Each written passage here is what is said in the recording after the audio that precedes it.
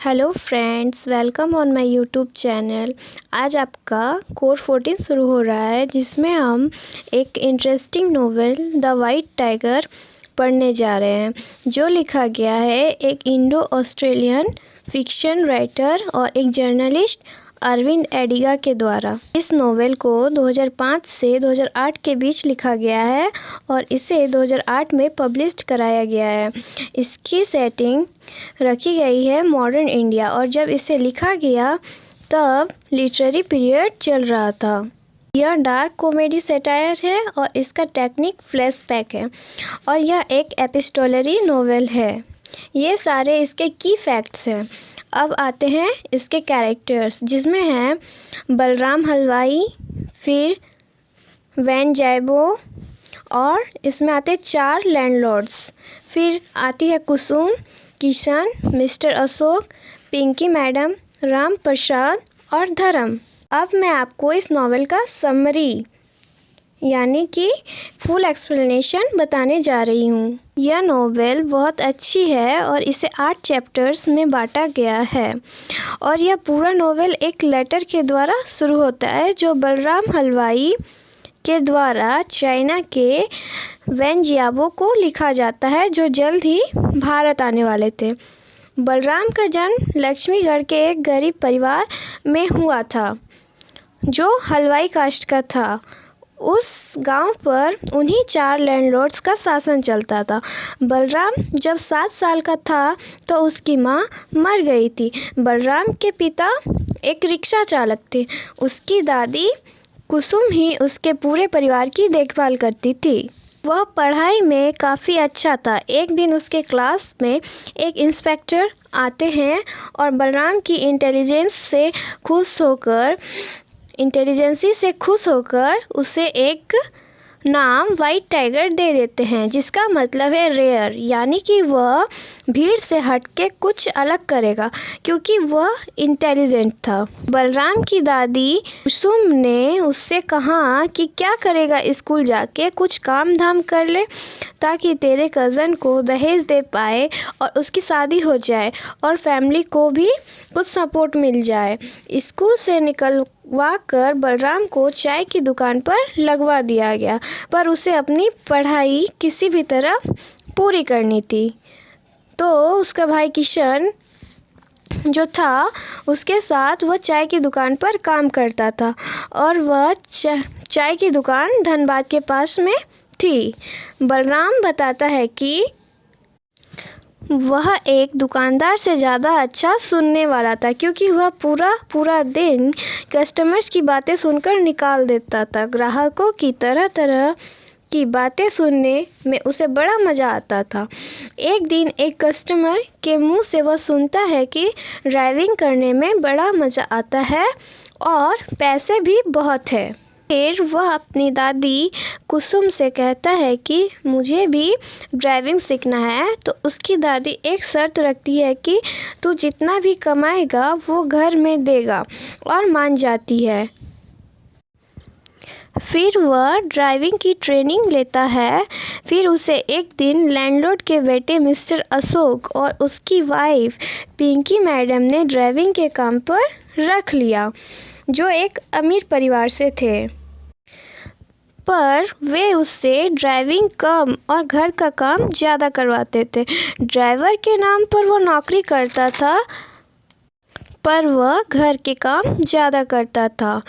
ड्राइवरी के लिए एक दूसरा ड्राइवर था, राम प्रसाद। वह उनके लिए ड्राइविंग करता था। घर का काम करते करते बलराम को उन लोगों के असली काम के बारे पता चला। उनका असली काम इल्लीगली कोयला गवर्नमेंट के खानों से निकाल कर सेल करना था। तभी मिस्टर अशोक और पिंकी मैडम का किसी पॉलिटिशियन से बहस हो जाता है, जिसके कारण उन्हें दिल्ली भेज दिया जाता है, और उनके साथ बलराम को भी ड्राइवर बना के दिल्ली भेज दिया जाता है। बलराम को उनके साथ रहते रहते सब दिख रहा था कि उनकी शादीशुदा ज़िंदगी ठीक नहीं चल रही थी। फिर एक रात पिंकी मैडम नशे में गाड़ी छीन लेती है और बोलती है कि मैं चलाऊंगी, और गाड़ी नशे में चलाते हुए एक बच्चे को ठोक देती है और उन पर हिट एंड रन का केस हो गया। इधर अशोक भी ड्रिंक करता था और क्लब में जाना शुरू कर दिया था और उसका अफेयर मिस उमा के साथ चल रहा था। तो अब उसकी फैमिली ने बलराम को फोर्स करना शुरू कर दिया कि तुम इल्ज़ाम अपने ऊपर ले लो कि तुम अकेले गाड़ी चला रहे थे।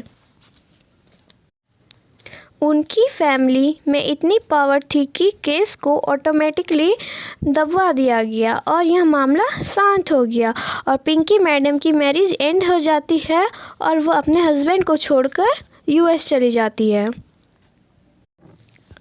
और बलराम यहाँ अपने मालिक अशोक का एक के बाद एक करप्शन देख रहा था।